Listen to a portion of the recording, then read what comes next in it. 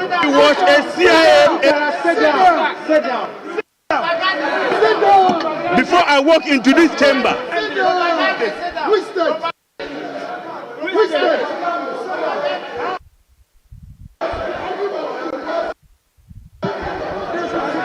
Honorable members, please don't do that. Look, Mr. Speaker, if you do this, Mr. Speaker, orderly, let me speak. Martin, these are not my.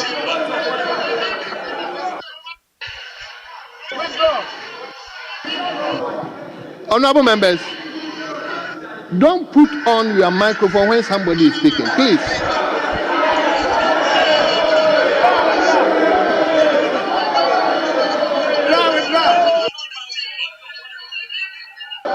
Honorable Motala, please conclude.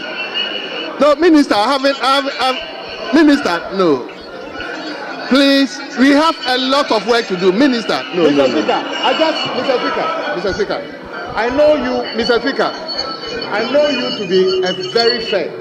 Mr. Speaker, when my very good friend, Honorable Jabu, was speaking, he said many things that people here disagreed.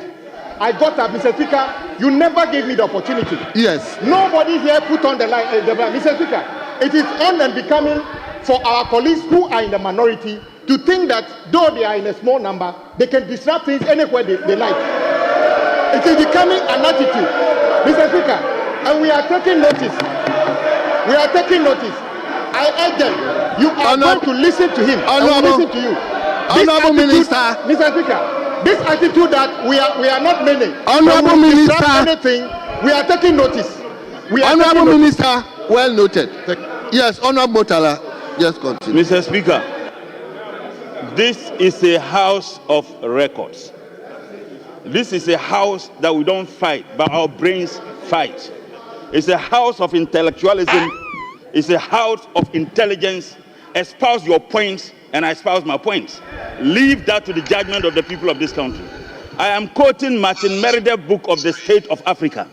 He described J.B. Dankwa as one of CIA agents who was paid to betray his country. These are not my words. These are not my words. Mr. Speaker, I have a copy. Of that book in my office. No way.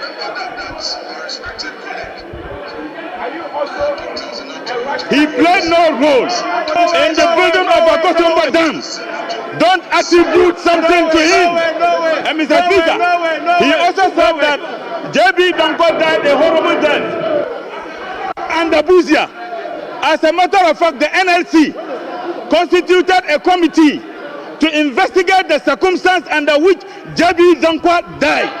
Honorable member, conclude. He died in next Honorable member, conclude. Speaker. Honorable member, to dead country. Member of Parliament. Honorable member, who put honorable member, the motion in it. Put it what? Honorable member, motion. Put it down. He's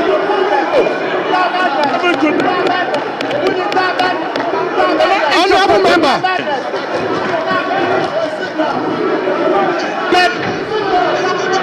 Put it down, madness. Put it down, madness. What is it?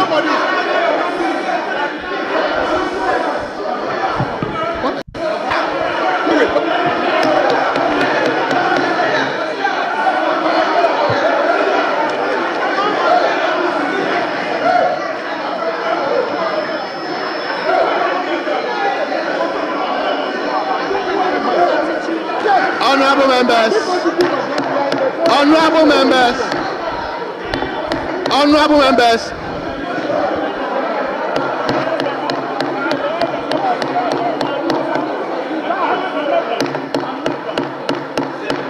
Honorable members, take your seat. Honorable members, take your seat.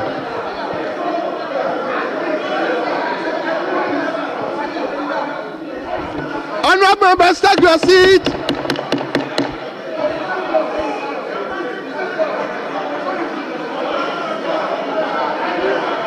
Madras, children of Madras. Honorable members, take your seat. No, I'm not taking any more. I'm not taking any more. No. Take your seat. Honorable Montala. No.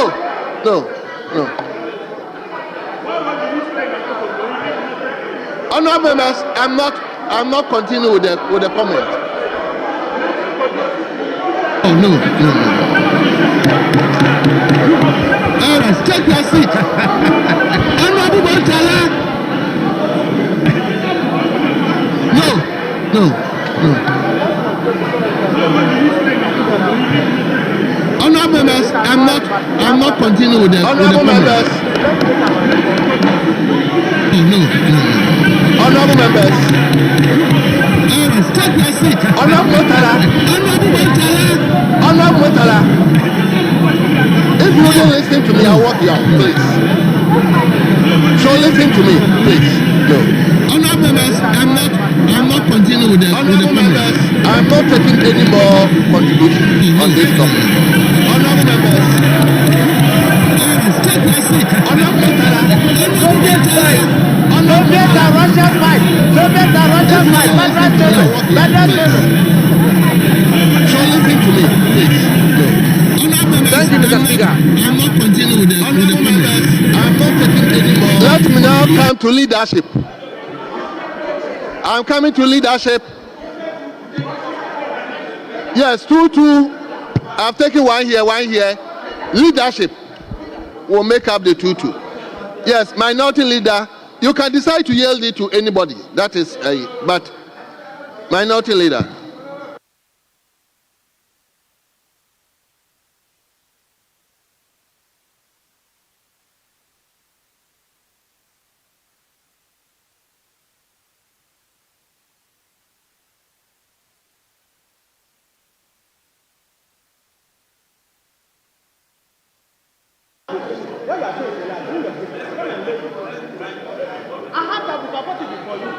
Leader, let's hear you. Mr. Speaker, under normal circumstances, a commemorative statement is not to generate debate. I would want to remind the House that these are national heroes. Some are on our side, some are on their side. So let us be mindful how we react when it's our turn. Obviously, there will come a time that a statement will be made in honor of the hard work of former President Nkrumah, Liman, Jerry Rawlings, Professor Mills, and all. Let us, Mr. Speaker, let us focus on their contribution. Doctor of Medra, sit down. Doctor of Medra, sit down. It's me. That's evidence on Sunday Papa Kunipa.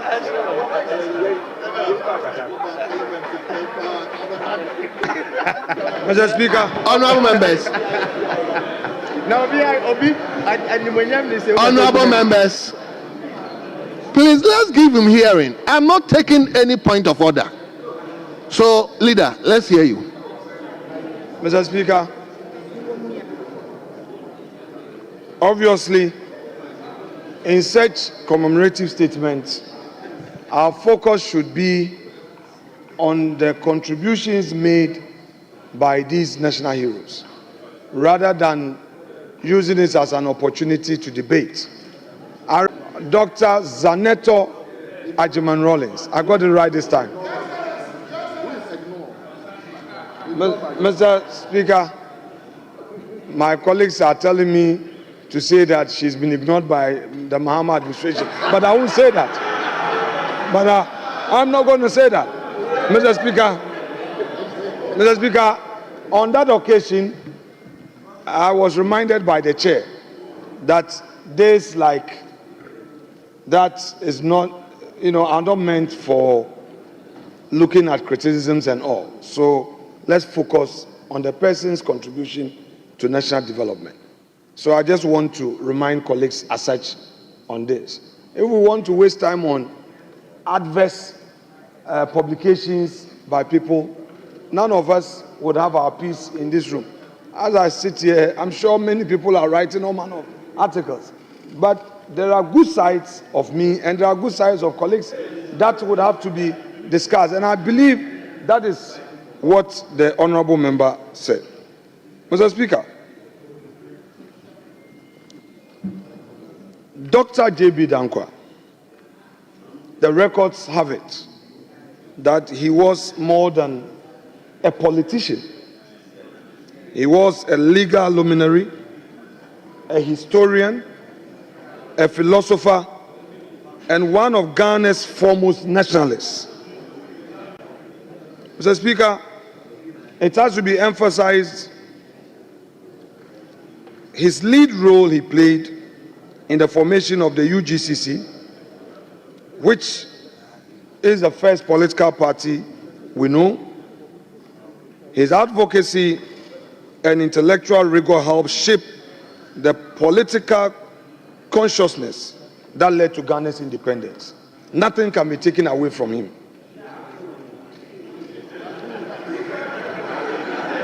Mr. Speaker. Honorable Leader. Who said that chair?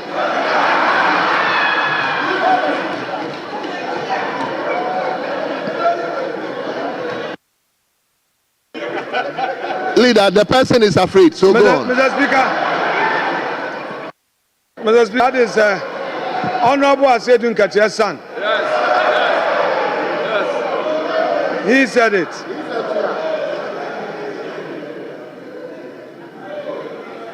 Mr. Speaker, Dr. J.B. Dankwa had an enduring contribution, which contribution was founded on the research he made into the history of our country. He is credited with proposing the name Ghana for our nation, linking us to the proud heritage of the ancient Ghana Empire.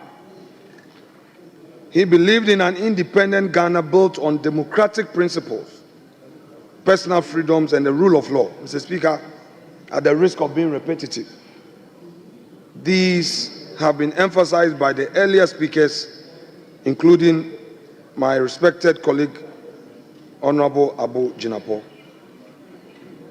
These values that he espoused, Mr. Speaker, continue to shape our governance till today. Let me quote a profound statement which resonates with many students of politics. Quote, "True democracy demands of men that they dare to be wise. Liberty does not mean lawlessness. It means the observance of laws that uphold freedom. Freedom is not a gift to be handed down, but a right to be fought for." Mr. Speaker, indeed, freedom is a right, far right. And we know what Martin Luther King stood for. And those values he stood for and its contribution to the black liberation and redemption and that opportunity for all that his values created for America. Mr. Speaker, this great man's belief in democracy and freedom was so profound that he challenged the Ghana's first post-independent president in the 1960 by contesting Dr. Nkrumah. Mr. Speaker, just for emphasis, it was JB and his colleagues who actually contributed to bring Nkrumah to Ghana to be the secretary to the UGCC. Although he was unsuccessful in that election, his courage alone introduced the need for our country to have a multi-party democracy. We cannot have a one-man state, a one-party state. When someone has an idea for a country's governance, it doesn't take a day for same to come into fruition. With those values that he espoused, Mr. Speaker, it took time. He himself did not live to celebrate this, to see. But over time, after the first coup, we went into a second republic, another coup went to a third republic, another coup for over 11 years, and then we gave birth to the fourth republic. And it is instructive that those who were involved in the PNDC regime were the very people who gave birth to the fourth republic. Meaning that forces of democracy worked around the clock to ensure that they appreciated the need to have democracy, and they submitted themselves to multi-party democracy. All these took foundation from the writings of Dr. J.B. Dankwa. Mr. Speaker, beyond politics, he was a prolific scholar whose research into our cultural heritage gave prominence to the name Ghana, as I've already said. However, unfortunately, in spite of all the sacrifices he made, political disagreement eventually led to his incarceration. And as a young politician, when a time came for me to construct a runabout in Efutu, I read a bit of the history, and I even discovered that for many years, J.B. Dankwa was the Efutu State's lawyer. He was a lawyer for the Efutu State. And also, I discovered that Omahini of Efutu, my great-grand-uncle, Nenyi Gate, had actually contributed to the independence of the country through his support to Kwame Nkrumah. Mr. Speaker, all those misunderstandings, the Kwame Nkrumah, J.B. Dankwa political rifts, led to the Efutu lands becoming vested lands. Because after the 1950 Supreme Court of Gold Coast ruling, J.B. Dankwa remained the lawyer for Efutu, even when Nkrumah set up a commission of inquiry to look into the matter even after the Supreme Court ruling. J.B. Dankwa insisted being the lawyer for the Efutu State. And when the final findings gave the lands to Efutu, Nkrumah then said to avoid conflict, through the then Attorney General, Justice Oforiatta, there was that enactment to say that the chiefs can sell their land, but with the consent of the state. Mr. Speaker, I am saying that looking at this history, by the grace of God, I was able to set up this reconciliation runabout. If you go to Winneba, you will see two gentlemen shaking hands. One, it's J.B. Dankwa and Kwame Nkrumah. The import of this was to say no more to political intolerance. Because these were two friends, these were two national heroes, but because of political differences, one had to die a painful death in Nsawam prisons. So symbolically, Efutu took up. Mr. Speaker, unfortunately, the noise is coming from those who are still waiting for the appointment. Those who have been nominated are gently listening, and those behind don't wish death for him. And that is a true symbol of multi-party democracy. And what we did this morning, after our heated exchanges of Thursday and Friday, is what democracy represents. Find peace around the table. Don't go to the extreme. let us manage our democracy. So, Mr. Speaker, JB Dankwa has bequeathed to this nation true values that we shall forever cherish. Let us continue as a people to honor his memory through our conduct. Even if we have different political ideologies, we should remember him for the great works he did for our nation. This man preached press freedom and personal liberties. He set up newspapers. He was writing. He exposed the country to all these values that today we are celebrating and we are taking for granted. Mr. Speaker, Honorable Atachia was the one who was doing this annual ritual. I am happy that Dr. Kingsley Ajiman has taken over. It's time for him to also make his name in this hallowed chamber. I wish Doc many accomplishments in this chamber. He has demonstrated his determination to take up a key role in this house, and I wish him well even in this great enterprise of democracy. Mr. Speaker, without more, I shall yield. I can see the respected majority leader is more than anxious to have his bite, however superfluous it may be. Mr. Speaker, this is a very respected senior colleague. He's made his name at ECOWAS Parliament, and he's gone through the rudiments of politics to assume this black chair. I would always accord him that respect. That is why I said, however superfluous it may be, he must have a bite, because we are celebrating a national hero. Mr. Speaker, I yield the space to him. Without more, thank you. Yes. Thank you very much, Mr. Speaker. But, Leader, I think you also be very brief.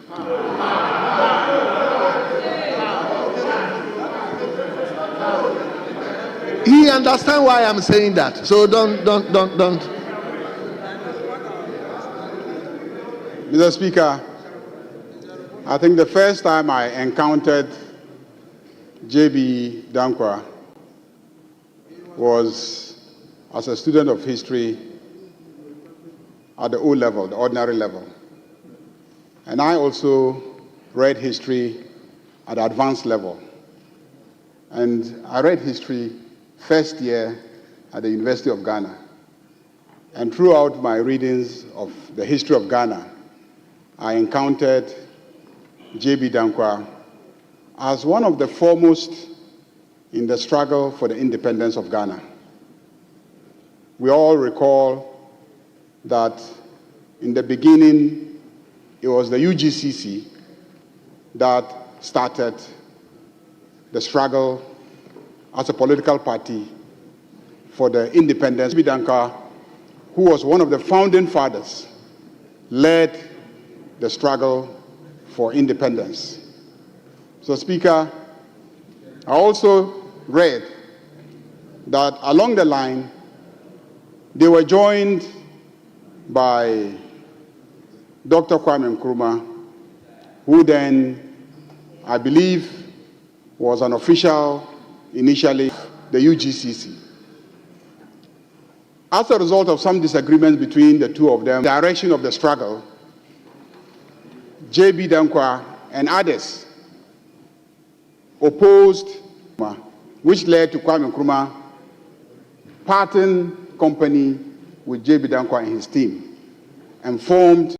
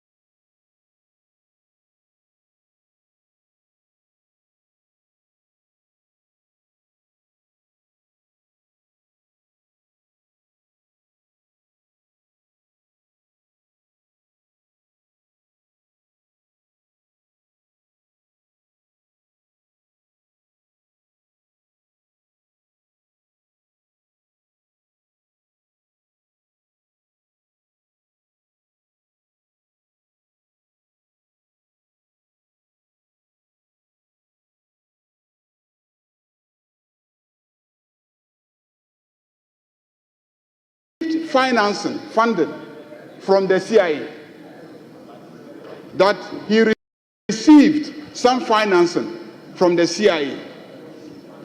And indeed, it is claimed that in the 2010 declassified information of the CIA, there is some indication there that is called on anti-galamsey helped the country. He could not say that the man benefited. Mr. Speaker, the Oxford Dictionary has a definition for a person benefiting. When you say somebody has benefited, what it means is that he has financially gained from the act. This we felt that he himself being in public space today, he is going to assume that important office, Ministry of Communication and Digitalization. This ministry has key international stakeholders. People from all manner of places would walk to him in his office to transact government business. Should there be some failings, is he going to accept people to criticize him using unprintable words? This we felt that if our respected colleague had found it necessary to say, at least, I retract those words against the former president, we would have had no problem. But he insisted, we felt that it was way below belt. And that is our first reason for opposing him. Now to paragraph 5.30. You can find it from pages 42 to 81, and I read. The nominee was asked to produce some document to support claims he had made during the vetting.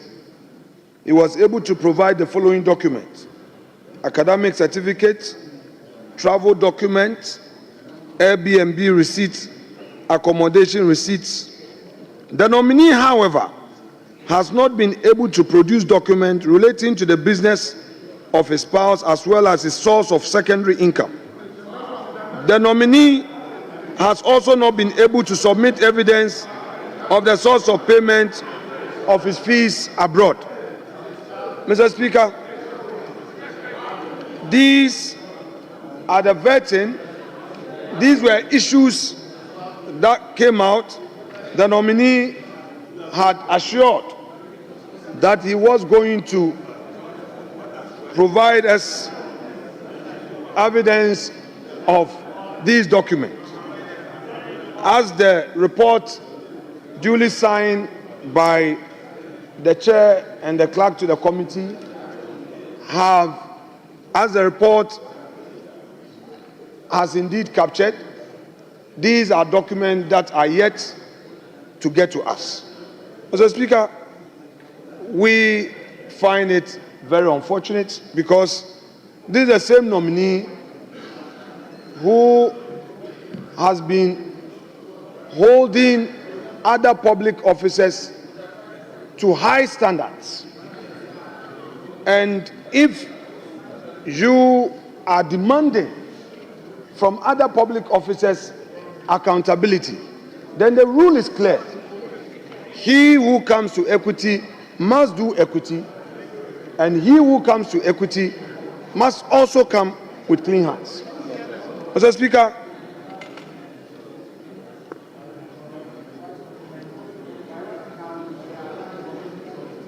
we are simply saying that on the basis of this, we maintain our position and therefore will express our protests in a vote only against this nominee, and we do so without prejudice.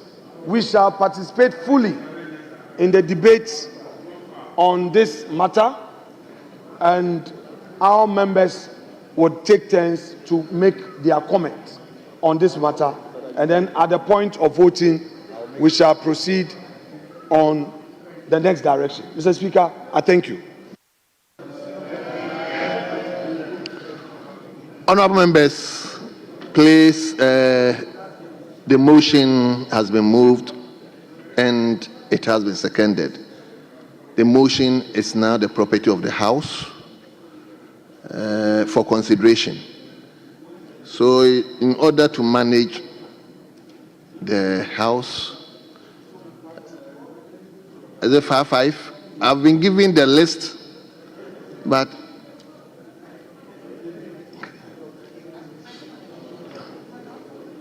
so let me start with Honorable Minister for Education. But please, let's manage the time within 5 minutes. I beg of you, within 5 minutes, let's manage the time. Mr. Speaker, let me thank you for the opportunity to contribute to the motion for the adoption of the report of His Excellency President Mahamad's nomination for appointment as Ministers of State. And Mr. Speaker, in doing so, to take opportunity to implore the leadership of the House, in particular the majority and minority leader, to give utmost support and respect to the First Deputy Speaker as the man in charge of the Appointments Committee. At all times, he needs your support. And I think it's important that we recognize that it's not for nothing that the Constitution allowed that we have 2 deputy speakers, and the First Deputy Speaker is responsible for matters relating to appointment. Mr. Speaker, the second is, what does the Appointments Committee do? What are they to do? Propriety of vetting. And Mr. Speaker, again, to remind ourselves, elected members of Parliament, we walk to this House on the strength of Article 94 of the 1992 Constitution. And it's, Mr. Speaker, again, it's not for nothing that the Constitution says that to qualify to be a Minister of State, you must qualify to be elected as Member of Parliament. And therefore, if you are an elected Member of Parliament, what in law can we do as an Appointments Committee? But Mr. Speaker, this practice have endeared Ghana to many democracies. The public accountability of persons desiring or appointed by the President to lead in various sectors of the economy, who must have utmost public trust and public integrity. Mr. Speaker, in the course of the vetting, once upon a time, I heard the minority leaders say that President Mahama should apologize to Ghanaian people and appoint more ministers. Mr. Speaker, may I with respect refer you to, you made a comment. Mr. Speaker, let me remind him that what President Mahama is doing in resetting Ghana's governance is to set benchmarks, which benchmarks will guide future presidents of the Republic. And it is not a benchmark for purpose of just the 9th Parliament. No. Mr. Speaker, may I refer you to the Constitution in Article 1976. It reads, and I quote, "There shall be a cabinet which shall consist of the President, Vice President," and Mr. Speaker, I emphasize this word, "not less than 10 and not more than 19 ministers of state." So, Mr. Speaker, cabinet is properly constituted with just 21, the President plus Vice President, and 19 other ministers. President John Dramani Mahama, in appointing 60 ministers, he will keep honor and faith with the Ghanaian people. What he expects is that in future, never again should a president want to rule this country and want to appoint as many ministers as 100, 80, 90, no, and 120. Mr. Speaker, that is a governor's legacy Excellency John Dramani Mahama wants to leave. lead. And probably even more if he does, as he is taking full advantage of the extraordinary mandate he has, subjecting this country to a constitutional review. Mr. Speaker, when we have opportunity at constitutional review, then we will just, as a house, decide that this is what we want as a country, learning from the John Dramani Mahama experience and capping the number of ministers never to exceed 60. So those of you who think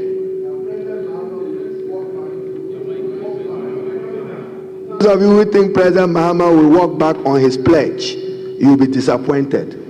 He would honor that, save the public purse as he has promised. What is the essence of a lean size of government or a small size of government? To make some savings for the Republic. That he will do. Mr. Speaker, now let me come to a few of the nominees, and I start by referring you, Mr. Speaker, to the Honorable Kofi Adams, Minister Designate for Sports. Mr. Speaker, in those days, I was then National Youth Organizer of the NDC, I believe the years 2002 to 2005, that I had gone to Takoradi to do an NDC youth program. And on my return at Adisadar College, he was then a teacher and deputy constituency organizer. As I sat through the program, before I left, I was convinced that he was a worthy. And then I invited him subsequently to Accra.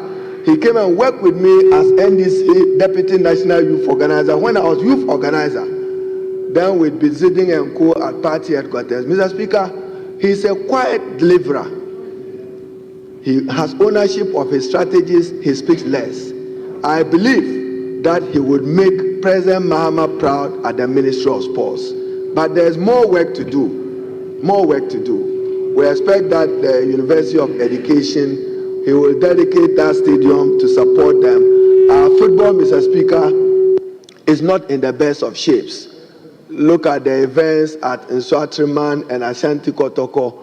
Officiating is at its poorest, and our Premier League is not watched. But Mr. Speaker, football today is a major cash gainer if you invest and invest properly in it.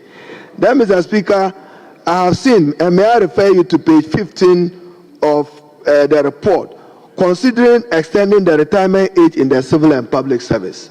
And Mr. Speaker, again, a matter of public debate.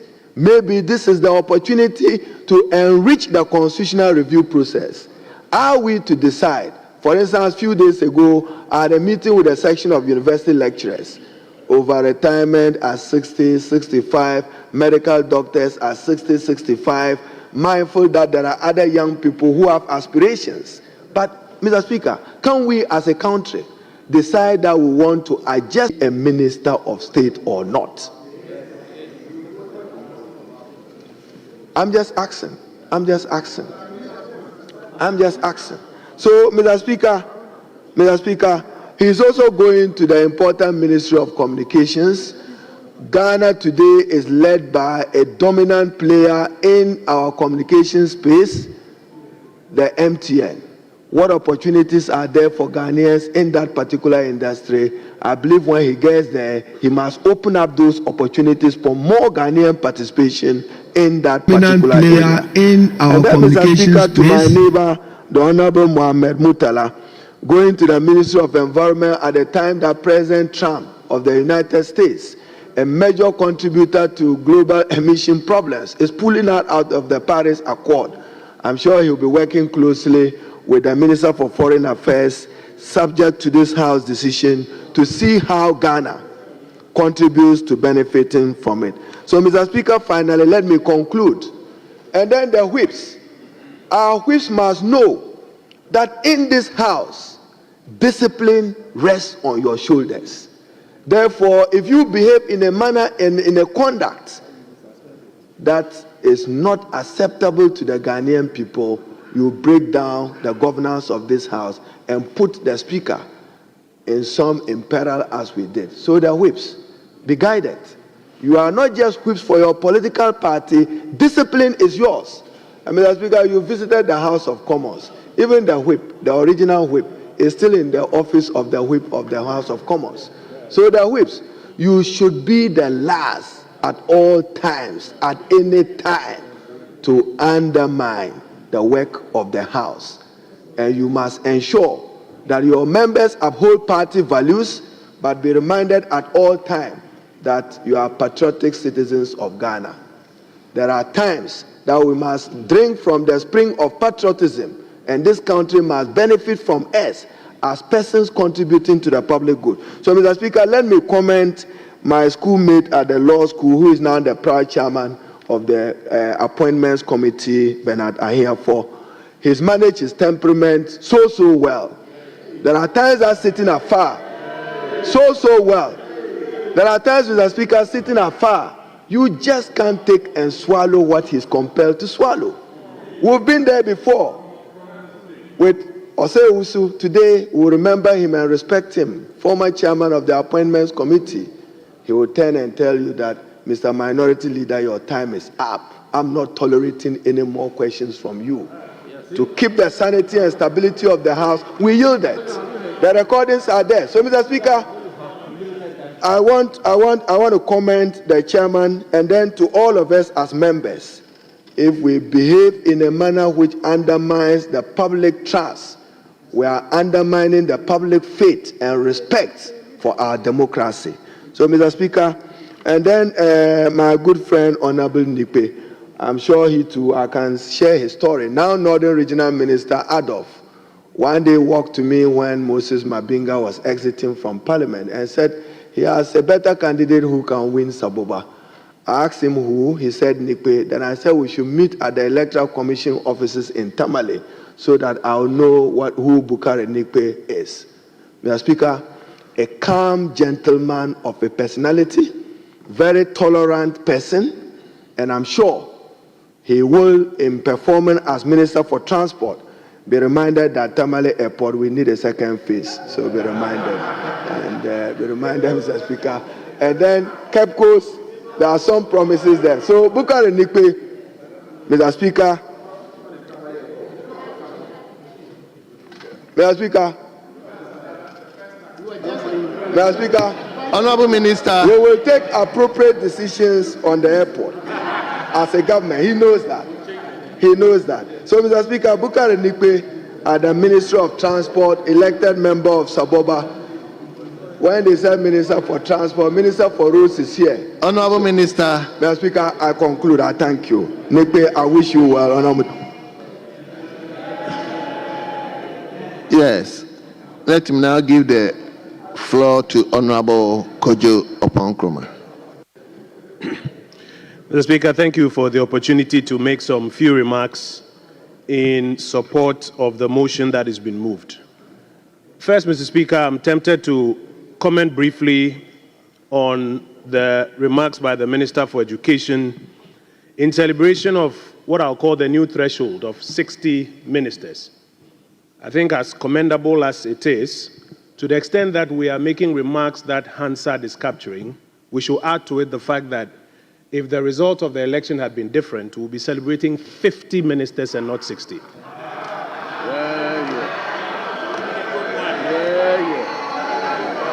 The new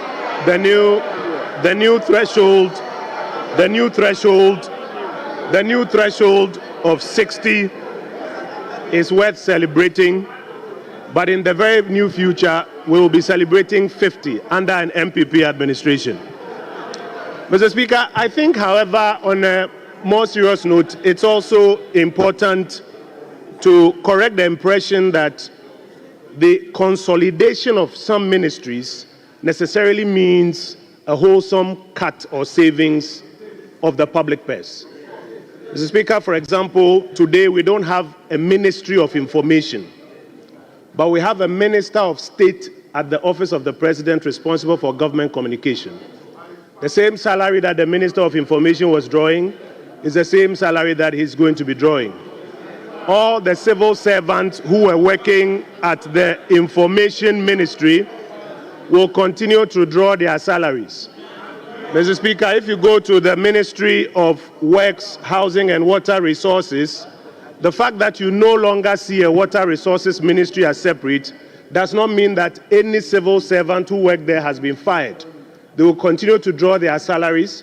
In fact, all the budgets for projects and water resources have only now been consolidated with water resources, works and housing. And so, Mr. Speaker, the claim that we make sometimes that there's been a wholesome cut in expenditure is not exactly accurate, and I think that it's something that we should also address our minds to. Mr. Speaker, very quickly, I want to make a few Honourable remarks. Member, I'm not going to take any interjections. No point of order, please. Yes, Minister. Very quickly, Mr. Speaker, I want to make a few remarks on some of the specific portfolios, starting with the Employment Minister. The Honourable Rashid Pelpo, very respected member of this House, we congratulate him on his nomination. A couple of things that we who have just left government would like to draw his attention to. Jobs are created mostly in the private sector than the public sector. And so it will behove on him to liaise with his colleagues in the economic sectors so that they can create the enabling environment for the private sector to create the jobs. I say so because already the Minister for Finance, our very good brother Ato, who's just left the chamber, has been announcing that he's going to create jobs. And the lesson that we have learned, which we'll share with them, is that it will be better attention is paid to assisting the economic sector ministers so that they create the environment that allows the private sector to create jobs. Mr. Speaker, additionally, one thing that over the years as a republic we have failed in is having an independent body that can put together statistics on jobs. So in the US, for example, they have the US Bureau of Labor Statistics that captures the data and publishes the reports, I think, on a monthly basis. In the Kufuor administration, we tried a job registration exercise, didn't succeed much. In the Mills administration, I recall my brother Ablakwa, Deputy Information Minister at the time, announcing the famous 1.6 million jobs. And later, the Employment Minister was struggling to reconcile. In the Akufo-Addo administration, we resorted to SNIT data of about 2.6 million jobs. It was a matter of public debate. Mr. Speaker, I'm raising this because it's a lesson that as a republic we must learn. And it will serve the new Employment and Labor Minister well if he pays attention to something like creating an Office of Employment Statistics or Labor Statistics in Ghana that can independently gather this data that the political and academic and economic classes can agree on. So we wish him well. Mr. Speaker, the second person I want to speak about is the Honourable Murtala Mohammed Ibrahim, going to Environment, Science and Technology. We're having a big debate here this afternoon about whether or not we can rely on what somebody has written as a matter of fact. Is a debate that is at large. But Mr. Speaker, now the fight against Galamsey, as he also alluded to in his vetting, is something he has to exercise his mind to. And in collaborating with his colleagues, the Minister for Lands, maybe Defense, etc., they will be able to do a bit more in addition to what has been done already. It's a fight that successive governments have battled. We all recall the videos of Professor Mills complaining about it. We recall the videos of President Akufo-Addo committing to work at it. Today, that matter is still at large. So the Honourable Murtala, as you go there, is squarely on your head, and you have to collaborate with your colleagues to try and achieve some results. Mr. Speaker, I want to speak about the Minister Designate for Communication, Digital Technology and Innovation. A couple of things, or maybe three things that we have learned just exiting government that he should pay attention to. First is value-added services in the telecom space. A lot of work is being done on voice and data, but if you look at the global economy, a lot of young people are finding expression and wealth in value-added services. Here in Ghana, the digital centers, etc., can do a lot more in that space. He shouldn't just focus on, the telcos, voice and data, but value-added services and how to help young Ghanaians take advantage of that.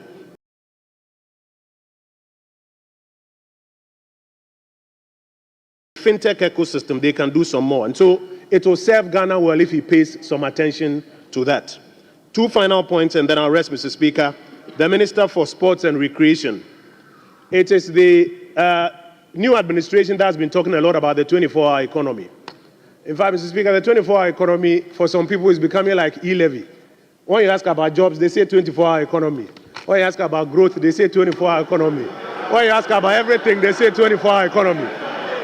Mr. Speaker, the 24-hour economy requires them to pay attention, for example, to the astroturfs, hundreds of them that have been built across the country.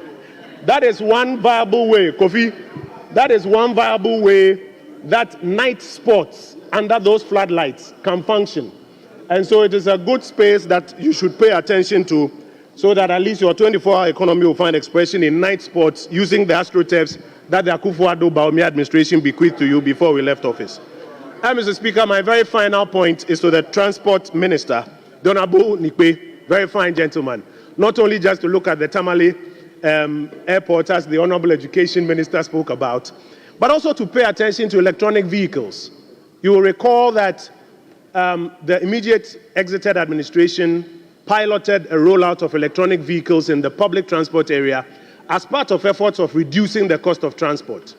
Today, the new president has interestingly named the energy minister also as Minister for Green Transitions. It's an indication that there's a lot of interest to ensure that the green space is, may I say, played in some more. It will help if the minister, collaborating with the Minister for Energy, ensure that the policy on EVs is put to use as quickly as possible. In particular, Mr. Speaker, the duties of, on electronic vehicles, so that people who want to go into electronic vehicles, particularly large occupancy electronic vehicles, will find them cheaper, bring them in, and help to reduce the cost of transportation.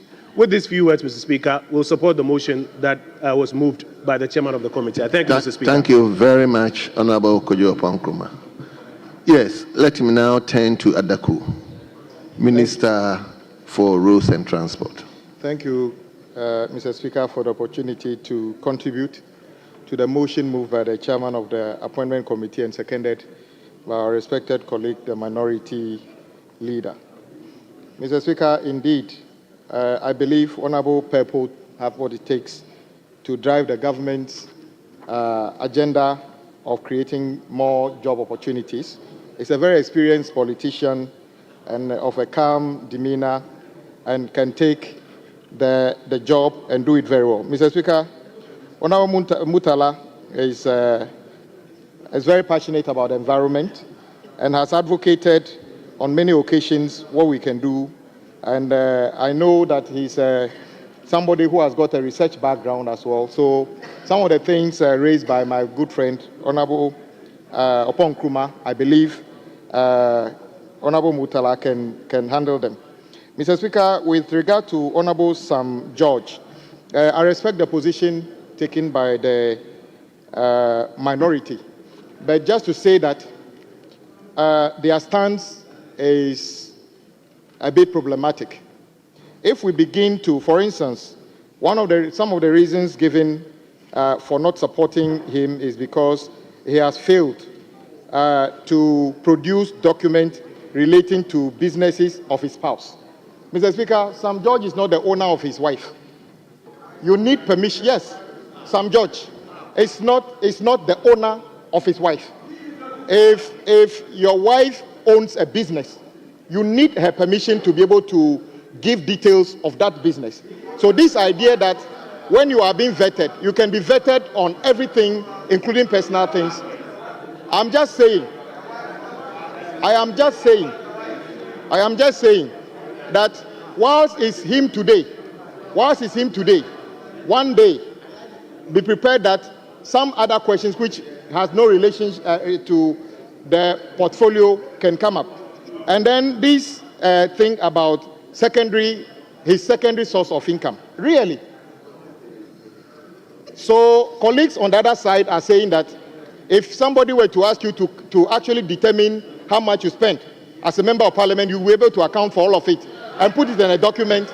Oh, but that is your point. I think these points are too feeble. These points are too feeble points to be used to say that you will not support him. But you have your point. With regard to Honorable Kofi Edi, the new minister designate for youth and for sports, I agree with Honorable Opan-Nkrumah that we have seen the building of a number of astroturfs across the country.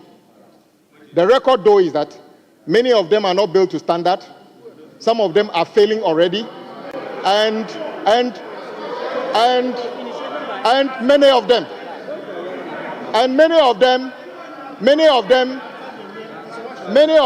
are. Let's face it. Many of them are in constituencies located to this side of the house at the moment. That is a fact. But he's made a very important point. He's made a very important point that let's ensure that we can put those to use even beyond when the sun is there. And I agree with him. And I'm sure Honorable Kofi has what it takes to be able to do that. With regard to Honorable Nikwe, I have no doubt that he understands exactly what the job description is. One of the things he talked about is the EV. But Honorable Oponkruma, the truth is that, yes, the previous government said they have got an EV policy. And then on the day of the launching of the buses, we were told 100 EV buses are available. I checked that time. Only 10 buses were registered at DVLA. So we don't have 100 EV buses. We have 10. But even those 10, would you be concerned that if that bus moves from Tema Station and gets stuck in traffic on the way, it may not be able to get to Tema and come back because we don't have the infrastructure to handle them yet. So in the haste to deploy EVs, it comes with infrastructure. So it's not merely having a policy. We don't have, because you need to charge it. It is not fuel. So I agree with you. Finally, Mr. Speaker, you see, I know my colleague, the minority leader, always complains that when he's speaking or people speaking from the other side, he's harassed. When Honorable Oponkruma was speaking, I saw my colleagues listen to him in silence. So please, can you indulge us? Mr. Speaker, our respected former leader and the Minister of Education raised an issue. Mr. Speaker, the spectacle we saw at the appointment committee, I was there the last time. I am happy we have been able to resolve it. But leader of the minority, I saw you made certain points, including the fact that Honorable Sam George should retract and other things. I want to use this opportunity. I know that as members of parliament, we are not blind. We all know and can tell who in the parliamentary service, or we have suspicion, could be NDC or an MPP. But we never put that kind of information outside. I know, and you know, that there are members of parliament who have direct relations with people in the parliamentary service. But the point I'm making is that the way by which the minority leader actually dealt with the clerk of the appointment committee, Mr. Speaker, no. Mr. Speaker, Mr. Speaker, Mr. Speaker. Is it part of the report? Honorable member. Mr. Speaker, is it part of the report? Hey, oh, honorable member.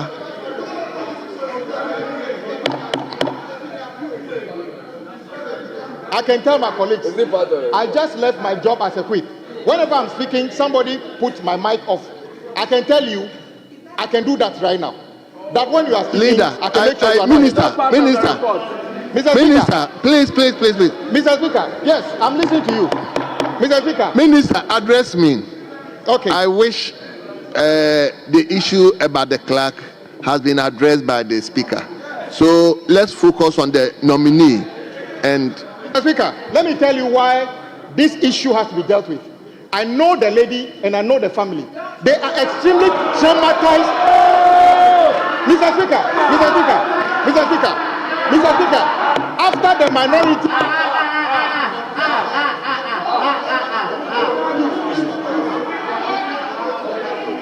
All I'm going to say, Mr. Speaker, allow me. All I'm going to say is that give the opportunity to my very good friend, the respected minority leader, to openly apologize to the clerk.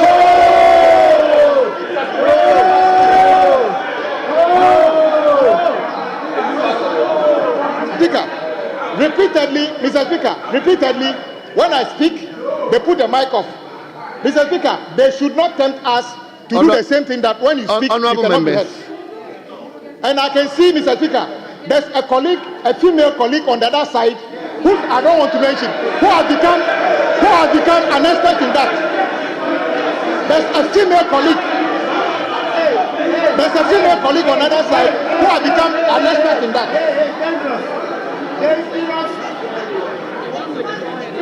Mr. Speaker. Mr. Speaker. Mr. Speaker.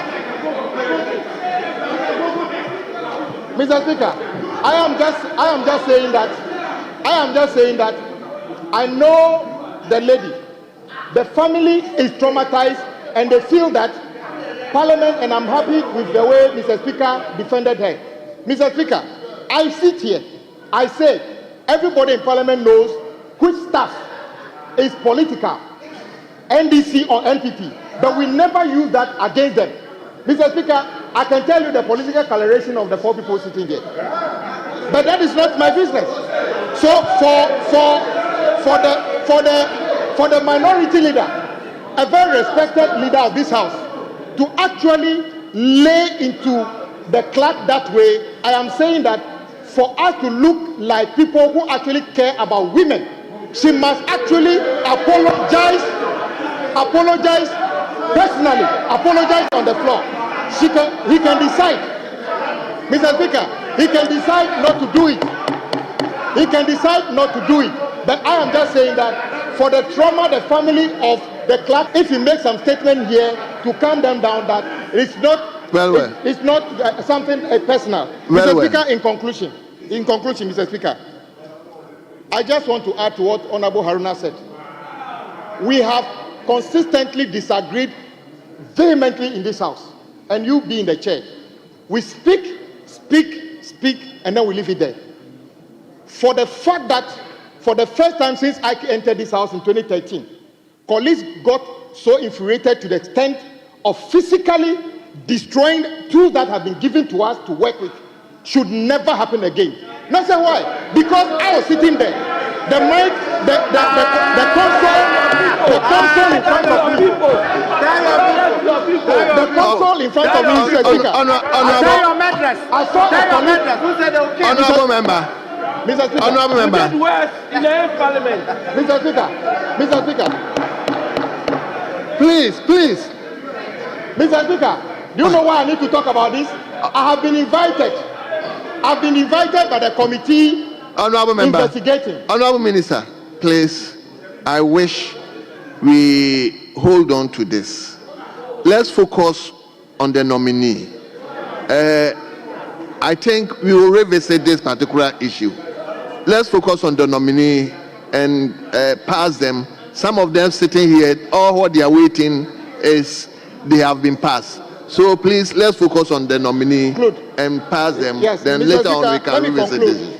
I saw my respected the leader of the minority side suggest that he was expecting Honorable Sam George to retract some of the things he said about the Chief Justice. He was expecting him to retract things he said about President Akufo-Addo. I am honorably urging my leader that the same principles by which you use to say that you will not support Honorable Sam George, I'm encouraging you, use the same principles and apologize to the clerk in which you lay to and then apologize to her. Thank you very much.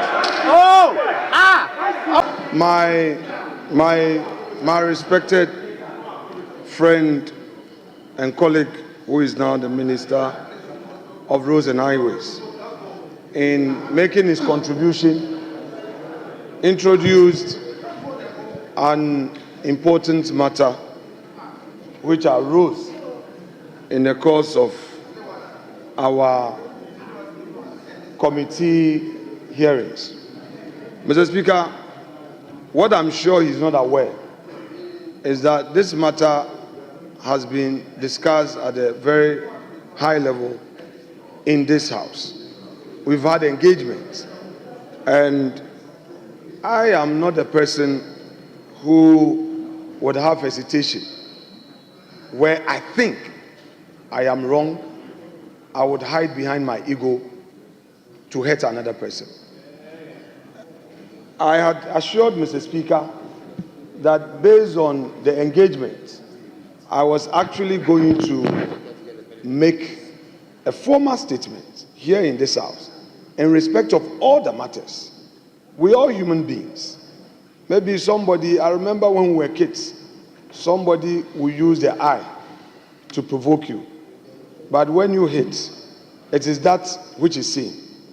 But we've moved past there.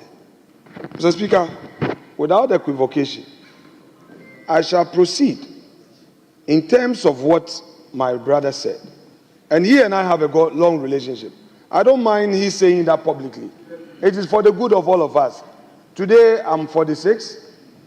Tomorrow I may be 50, and I will not be the same person.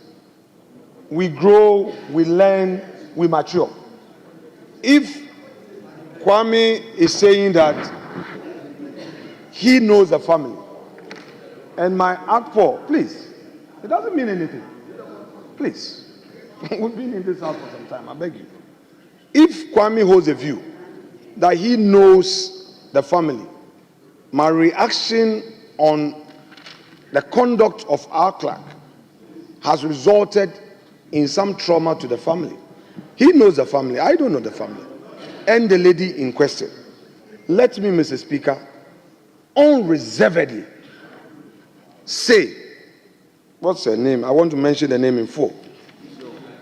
Please. I will do it. Mr. Speaker, let me unreservedly say to the clerk to the appointment committee, Mrs. Gifty Jagger Goba, I am sorry. Let me also say to her husband, Mr. Speaker, she bears Mrs. Let me also say to the husband,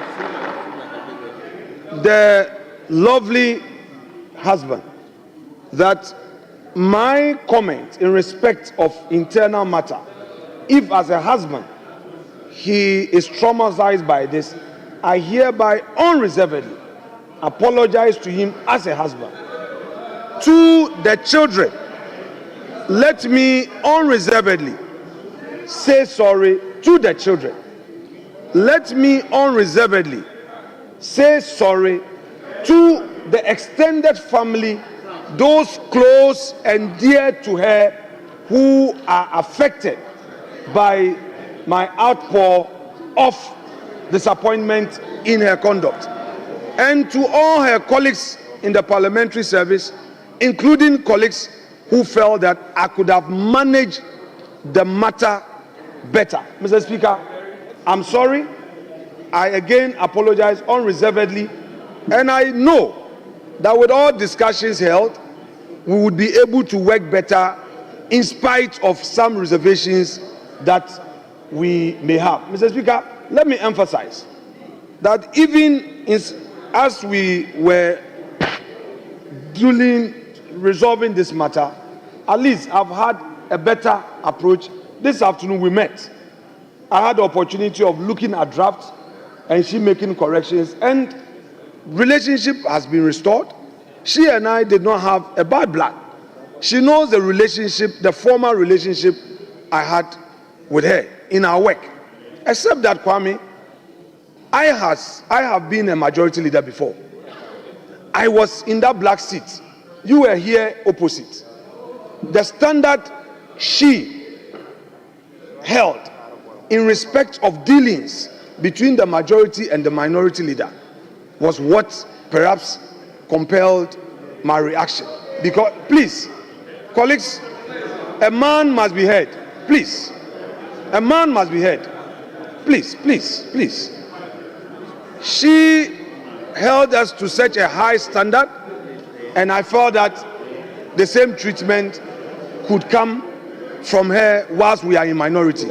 But that notwithstanding, I concede that there is always a better way to react to a situation. And I will not allow ego to direct me on what to do, especially when she's a woman. I unreservedly, one more time, withdraw this, and I would write a personal letter to her to keep for her records from the bottom of my heart. Mr. Speaker, I rest my case.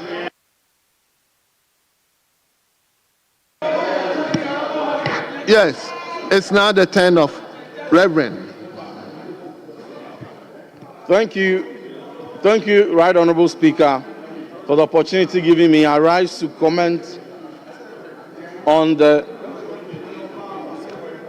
motion, supporting the motion that has been moved, and in so doing to commend highly the respected majority leader, the respected minority leader, the Honourable Osahin Alexander Kwamina Afenyo-Markin, for the nobility, civility, and humility demonstrated, and the honor in seeing fit to apologize unreservedly and withdrawing any comments that may have been deemed offensive to the clerk of the Appointments Committee. Mr. Speaker, it is instructive to note that this is not the first time in relation to the activities of the Appointments Committee and processes for parliamentary approval. This is not the first time the Honourable Minority Leader has had to apologize. The other occasion was to apologize to a nominee who was before the committee, who stated that he felt he and his family and chiefs were offended by some utterances of the Minority Leader. He unreservedly apologized and retracted. Today he has demonstrated. But we must put on record that Honourable Alexander Afenyo-Markin, neither is there any member of the minority side. None of us is on the 10th report of the Appointment Committee pending approval of this House.